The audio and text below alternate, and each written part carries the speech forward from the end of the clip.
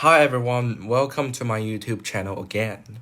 This is the third video I've ever recorded, and yes, since I mentioned I am a history student, and today, June the 4th, 2025, our international school let some of the history students go to the Shanghai Jewish Refugee Museum.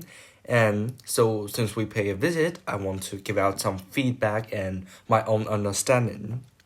And of course, I shot several pictures and also bought some souvenir. Uh, this visit was great and impressive. It's fill up the empty of my knowledge of why the Jewish people came to Shanghai and where do they live, how do they live. And it is basically really logic. The museum started by explaining why Jewish have to flee to Shanghai and giving out the escaping route of how they went to Shanghai, and ended by, like, after the World War II, all of the Jewish people went back to their country, Israel, and other country like America and Canada, and only a small amount of Jewish people stay in China. Just when I stepped into the Shanghai Jewish Refugee Museum, I saw this picture, so I shut it down. It describes the escaping road of those Jewish people to Shanghai. They maybe take several ships and boats like the Count Russell, Count Ferd, and Count Bien Camino. Those three ships or boats is being used to let Jewish people came to Shanghai. And then I saw a great figure, Chinese name Hao Fengshen. He was the consul general of the Republic of China in Vienna from 1938 to 1940. So, when the Nazi Germany combined Austria by, I would say, Anschluss. So, there are around 180,000 Jewish people or stay in Austria, and they were nowhere to be gone, because if they still stay in Austria, they will be definitely being killed by the Nazi. So, this great history figure, Hao Fengshen, he done a great thing. Although it is very difficult for a Jew to get a visa, finally, he permit 2,000 visa of the Jewish people and let those 2,000 people escaped and alive. So, although you may say it is just a small amount compared to, 180,000 of Jewish people, but a person's strength is not enough. This history figure did all what he can did. It is really difficult for them to get any visa, but he still helped 2,000 people. So that's why I really admired him. And this is a notice sent by Chinese Consulate General in London. Let me read the notice for you. Chinese visas will not be granted to holders of German passports unless the applicants are in this country and can present valid German passports at this office. But charge for each visa is $4, and Chinese visas may not be granted to stateless citizens. Applicants who are in Germany should apply to the Chinese consulates in Berlin, Vienna, or Hamburg, and are requested not to send their passport to this office, as no consideration can be given to their application. These regulations came into force from February 4th, 1939.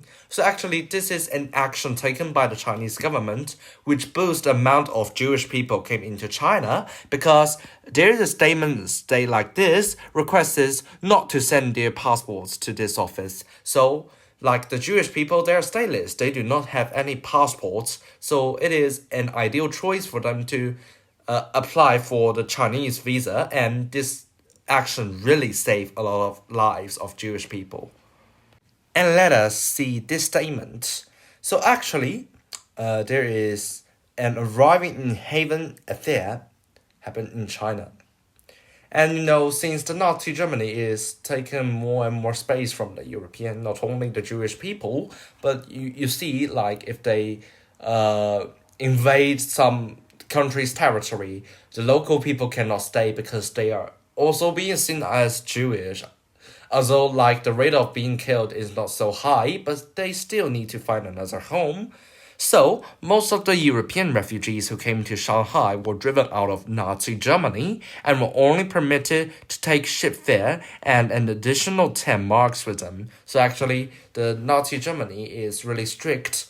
So, like, I guess the Nazi Germany wants, like, they will receive no blame from the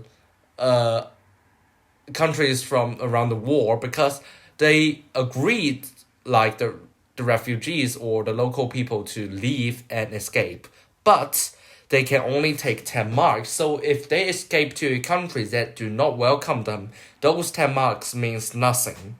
And because of the hyperinflation, actually basically the 10 marks was nothing. 10 mark cannot even purchase a bread in Germany. And also, but most of the refugees came to Shanghai is almost penniless, just as what I said. When they got off the ship and stepped down the stairs of Wayside Wharf, exhausted and dazed, the refugees did not know what was waiting for them in the strange new Asian city, but lately it was proved that it was a really friendly city, and the local citizens, the Shanghainese, helped them to find work, or they even treated them like family members. So, what does this newspaper mean? It was printed in Chinese, so maybe I will be the interpreter. It is congratulations for people all over the world. The non-fascist campaign is a success, and it is maybe published by some newspapers, certain newspaper, and it's basically mean that the Shanghai, the city is friendly, and they have welcomed over like 5,000 foreigners. Of course, the foreigners contain the Jewish people, of course, maybe contain the people like from France, from Poland, and so on. And they said the government let them find their jobs and make them lead a happier life than the life they were leading in Europe. And it said it is a success because of it helps the non-fascist neighbor, like the neighboring country, to let their residents being safe, keep them in a really safe place. And this is also something I have been really interested in. It is the vouchers for buying ration salt. So you can see on the picture what it means. And it is really the same thing like after, like during 1950s to 1960s, the Communist Party in China also used this kind of rule to the citizens. And of course, there is also some evidence of the voucher to claim soy milk in August 1945, and also the vouchers of necessities, which is like same as the Britain before World War II, and it is really easy to understand. Of course, among the refugees, there will be some kids, some teenagers who do not realize that why they're going to move from their hometown to Shanghai, because like their parents do not want them to realize this really cruel reality. But after the ship was finally being at Shanghai, they soon realized the fact of he refugee status became a reality. And yes, because after you went out of the ship, you need to have meal. So, when the ship arrived in Shanghai, refugees were loaded on a truck and taken to Hongkou. So, you may ask, where is Hongkou? Hongkou is a district in Shanghai. It's not so big and not so small. And due to the war, Hongkou was almost empty because, the Japanese soldiers have already occupied a lot of territories, and they have to They arranged the Jewish people in those territories that will be occupied. And they were placing a red brick refugee shelter, which used to be a school. In the camp, 58 of the refugees slept on a double-decker bed. The only space for their personal belongings was under the beds. The refugees were then told they could have a simple meal. They were absolutely and suddenly overwhelmed by the situation. At that moment, the fact of his refugee status became a reality to him. So actually, when you are being restricted, even like when you are going to taking a meal, like you cannot hide away from any of those facts because you are a refugee now. And you have to accept that you are quite lucky actually because the city you went actually do not like say I do not want you to come in. I will refuse you. I will maybe send you to your local country to where your nation is, like send back to Austria. So that's something that they need to not taken for granted. And also, it is normal for you guys to have the problem. So after they are like having a meal in Shanghai, how can they live for a long period of time in Shanghai? Just whether they just rely on like the food and necessities provided by Shanghai's government, or they will find some working. But the reality is, they want to work, and according to their labor forces, they want exchange the food, but not doing nothing but waiting the food coming to them. So that's what I really appreciate. Like they knew that they need to do something or in order to let this country to keep you in a safe place. So let's see what did they do. The refugees who arrived after 1938 were miserable.